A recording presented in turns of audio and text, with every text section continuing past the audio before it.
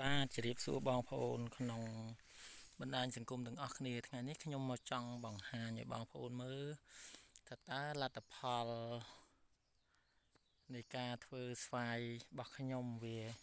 ទទួលបានលទ្ធផលបែបណាអញ្ចឹងបងប្អូននេះអញ្ចឹងសុំនិយាយដោយខ្លី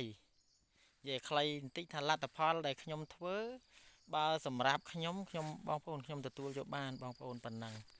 ឃើញថាលទ្ធផលវាបានគួរសមច្រើនដែរមែនថានិយាយទៅអួតអីទេអត់ទេនេះបងប្អូនមើលចាស់នេះផ្លែស្វាយរបស់ខ្ញុំអញ្ចឹងផ្លែនេះវាត្រូវបេះ2វគ្គទៀតបងប្អូននេះ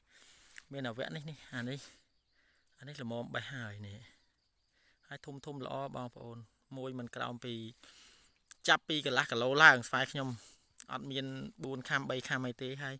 ផ្លែស្វាយដែលចូលស្តង់ដាចាប់ពី3ផ្លែ1គីឡូឡើងទៅបងប្អូនតែស្វាយខ្ញុំបងប្អូនមើលនេះមួយគឺមិនក្រោមពីកន្លះគីឡូទេនេះអាល្មមបេះនេះហើយអានេះអាខាងលើនេះអត់ទាន់ល្មមបេះទេនៅស្ទើរនៅខ្ចីនេះអាខាងមុខនេះក៏នៅខ្ចីដែរតែខ្ចីហ្នឹងបងប្អូនអត់ទូទេណាធំបងប្អូនមើលនេះអានេះចូល4ខាំដែរហើយអញ្ចឹងគ្រាន់តែចង់ប្រាប់បងប្អូនថាវិធីសាស្ត្រដែលខ្ញុំតែងតែរិះរកធ្វើម៉េចដើម្បីឲ្យវាទទួលបានទិន្នផលខ្ពស់ផ្លែត្រូវស្តង់ដាអញ្ចឹងខ្ញុំខិតខំស្រាវជ្រាវរយៈកន្លងមកអញ្ចឹងឆ្នាំនេះខ្ញុំទទួលបានជោគជ័យទី1ផ្លែផ្កាបានច្រើនទី2ផ្លែធំវែងល្អហើយបើបងប្អូនចង់ដឹងវិធីសាស្ត្រខ្ញុំធ្វើយ៉ាងណាបងប្អូនអាចសួរខ្ញុំបានខមមិនចូលក្នុងនឹងមកខ្ញុំនឹង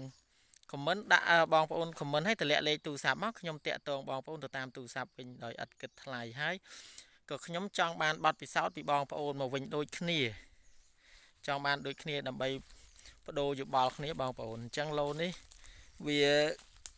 3500ដើមហើយក្នុងមួយដើមអត់មានក្រោមពី100គីឡូទេបងប្អូនតែវគ្គមុននោះបេះហើយមួយសាហើយតែវគ្គមុននោះបេះបានតិចទេវគ្គមុនវាផ្លែតិចផ្លែដូចជាមួយដើមកាលហ្នឹងដូចជាបានប្រហែលជា30គីឡូហើយអញ្ចឹង1ឡូនេះ3500ដើមបងប្អូន